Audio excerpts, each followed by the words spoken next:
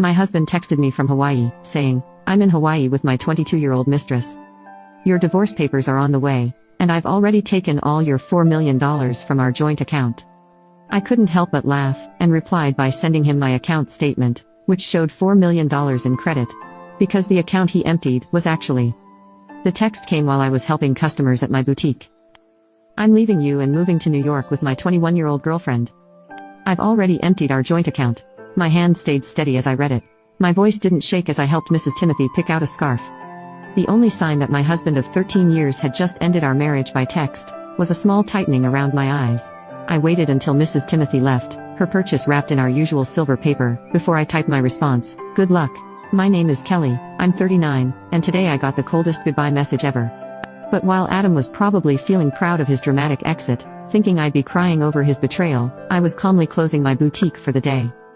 The signs had been there for months, the late nights at work that didn't match his pay, the sudden password changes on his phone, the way he started going to the gym all the time, buying new clothes, trying to feel young again.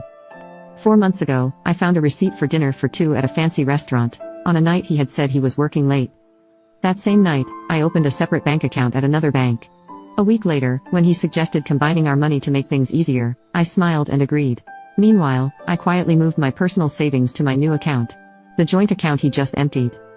It had just enough money to keep him from getting suspicious, about 3 months' worth of regular deposits.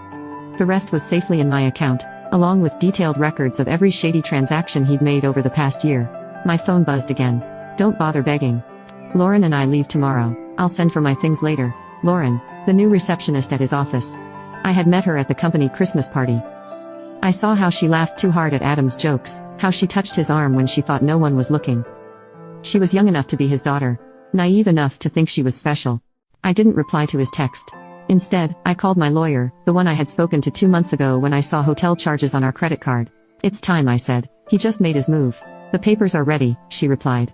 "I'll file them first thing tomorrow." "Do you want him served in New York?" "No rush, let him think he's won first." Another text from Adam. "I know this must be hard for you. You're not getting any younger, after all. At least you have your little shop to keep you busy." My little shop. The successful boutique I had built from nothing. The one that made more money than his middle management job. The one whose profits I had wisely kept separate from our shared finances. I smiled, thinking about the legal papers waiting for him in New York. Let him enjoy his little victory while he could. That evening, I stayed in her house. No, my house. The one I inherited from my grandmother. The one I had never put Adam's name on, despite his many hints over the years. Another smart decision. While gathering the paperwork for my lawyer, I found our wedding album. Adam looked so different back then, before his midlife crisis turned him into a joke. Now he wore shirts that were too tight for his softening belly. He tried too hard to fit in with the younger crowd at work, using slang that sounded ridiculous coming from a 46-year-old man. My phone kept buzzing, more texts, each one more arrogant than the last. "I've been planning this for months. Lauren understands me in ways you never could.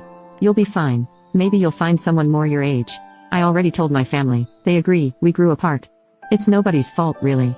I took screenshots of every message and saved them in my evidence folder. Let him keep talking.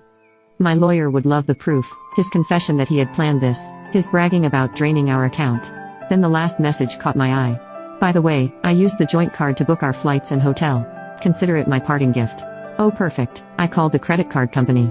"Mrs. Walters speaking. I need to report fraud and cancel a card immediately."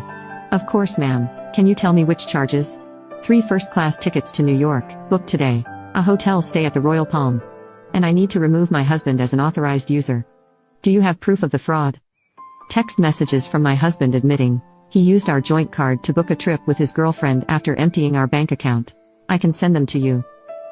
The woman on the phone kept her voice professional, but I could hear the slight satisfaction as she canceled the charges.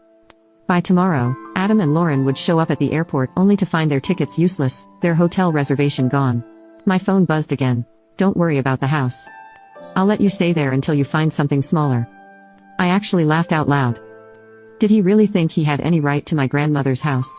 Had his ego gotten so big that he forgot whose name was on the deed? Another text. "I know the shop means a lot to you.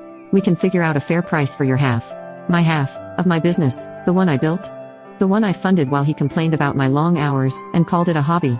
I poured myself a glass of wine, the good kind, the kind I had been saving for a special occasion. This counted. Tomorrow, Adam would get a lesson in property law and separate assets. But tonight, I would enjoy the quiet and start planning my next chapter. The next morning, my phone lit up with angry messages. What the hell did you do to our credit card? The airline won't let us board. The hotel canceled our reservation. Answer me. I put my phone on silent and headed to my boutique. Wednesdays were always busy, and I had a new shipment of designer handbags to unpack. Life goes on. Now you can watch the second part by pressing share and more.